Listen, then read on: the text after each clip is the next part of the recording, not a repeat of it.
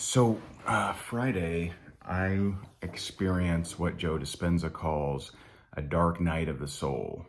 So the way that Joe describes it, and many others describe it, is that when you truly want to change, you have everything over here and where you want to go over there. And as you try to, if you think about it like a stream, right? As you try to cross that stream, forces are going to try to pull you back. Because even if you're miserable, you're comfortable being over here. Okay? You know it, you're comfortable, even if it sucks.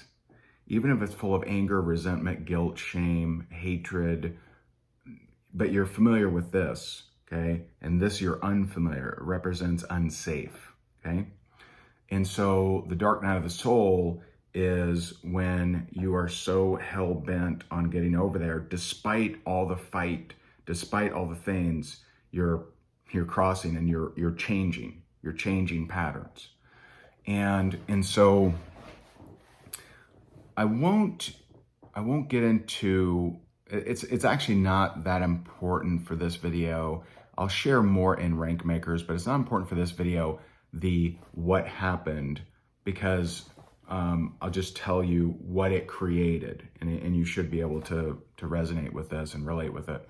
And so something happened that caused me to view this action as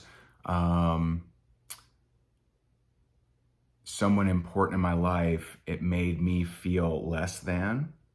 It made me feel like I loved them more than they loved me. And it made me feel discarded. Now, I've had those kind of thoughts only a trillion times throughout my life.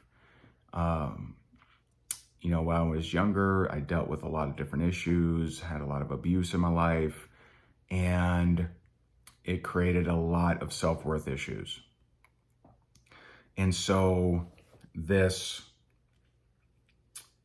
my whole life, I have been like a detective looking for clues and evidence to prove that I'm not worthy.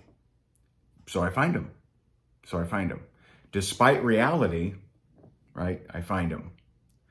And how you know this may be affecting you is if you have someone in your life that you know loves you, that you know cares about you, but you're always finding something. He didn't, he didn't take out the trash. He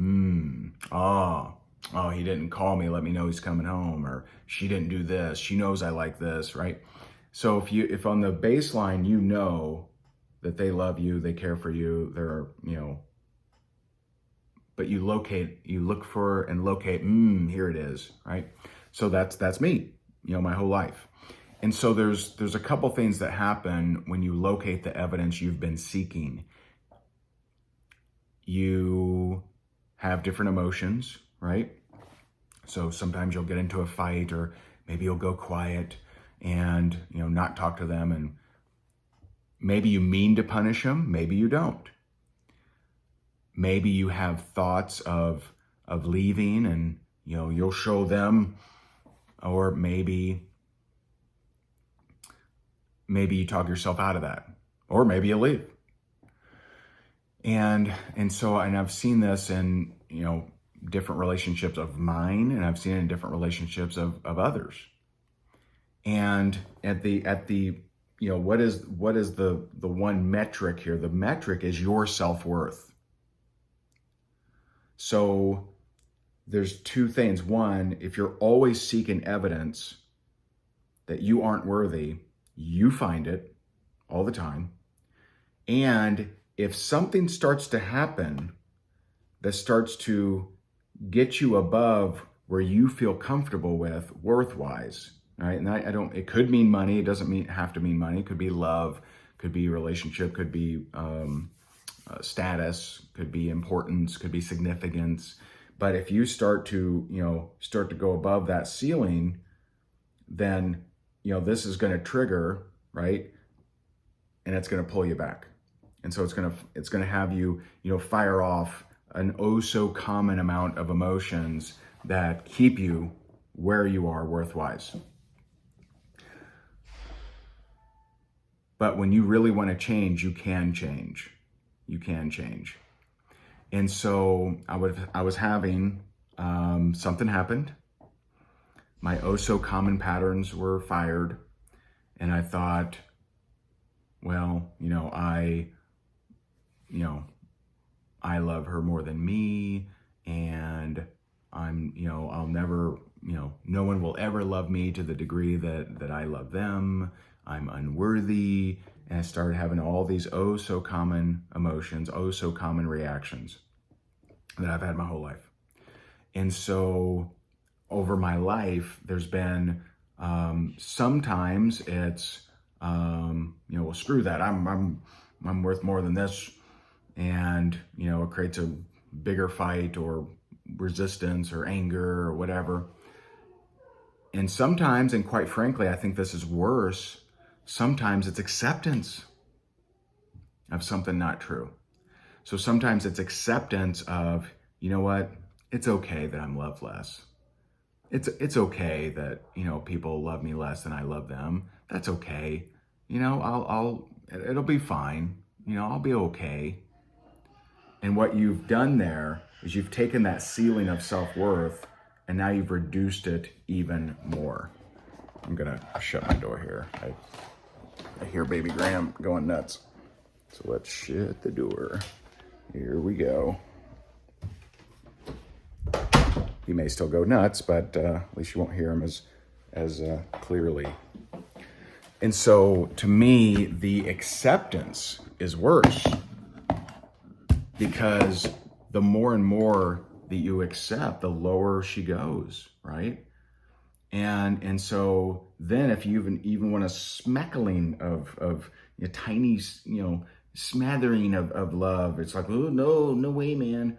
And so I watched my good friend John Assaraf suggested I watch this, not necessarily because of this, because I didn't explain all this to him, but he sent me a TED Talk, and forget the lady's name, sorry, but she was talking about emotions and talking about how you can choose to change them. It's not easy, but you can choose to change them. So I'm feeling these ever so familiar emotions, and it's, I'm not worthy, and, it's okay to be loved less, and, I can deal with it. I'm tough. I can go through life and just not be loved as good as I, wish or anything like that. And so all is so common. I've had these kind of thoughts only millions of times. And then I said, you know what? I don't want to feel this way anymore. I don't want to feel this way anymore. And my mind, it kind of went a little crazy. And I felt like my mind was just racing. And it's interesting because what this TED Talk did was it talked about how your emotions are attempting to predict. They're attempting to predict, based on your past patterns. And so my mind is just like racing. Like I can't sleep. I can't, like my mind's going like a million miles an hour. And I felt like it was trying to, right? Dark night of the soul. It's trying to get me back in my place and accepting of low self-worth, but I was fighting it. And my mind is just racing. It's trying to inject in there, and you're not worthy, and here's the proof. What about that time she did this? And what about this right here? And it's just trying to just like, machine gun, rapid fire, all this evidence and proof that it was right. And I said, I don't want to feel this way. I don't want to feel this way. I don't want to feel this way. And my mind was just racing, and it wasn't finding a solution. And I couldn't find a solution.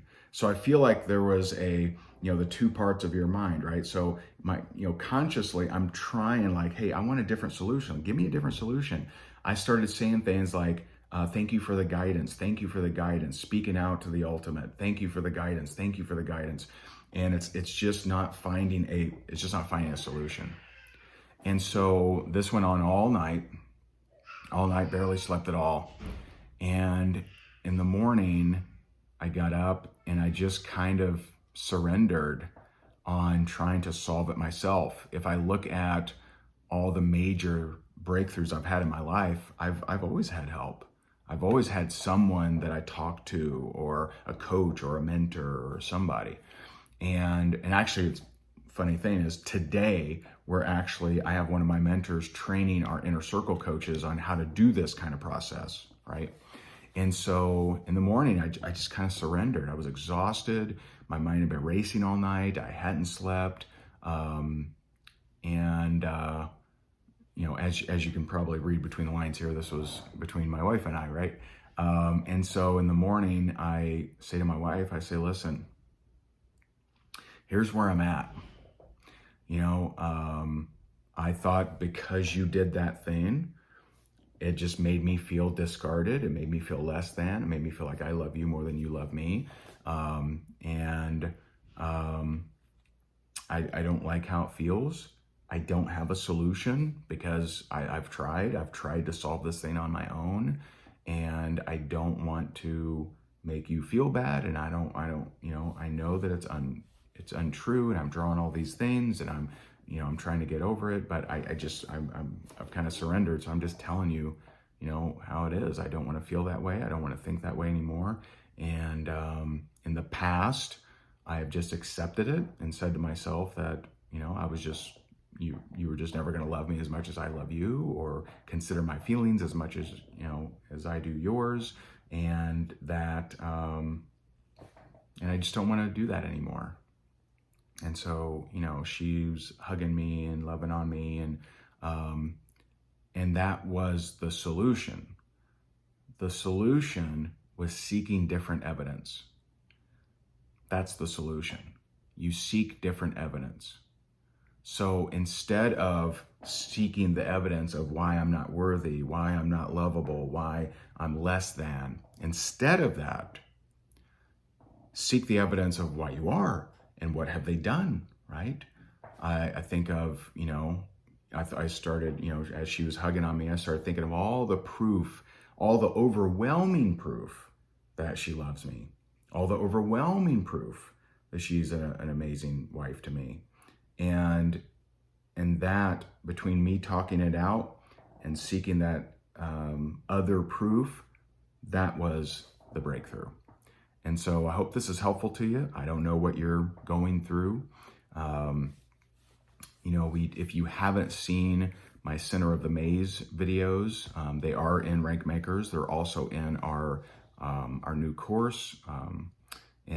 So I would watch those if you want a little bit deeper dive on how I figured out a lot of my programming that led to this breakthrough. And shout out to Joe Dispenza for all his help, and so many others. And so I appreciate you, and have a great day. Feel free to share this if you know someone suffering that this may benefit.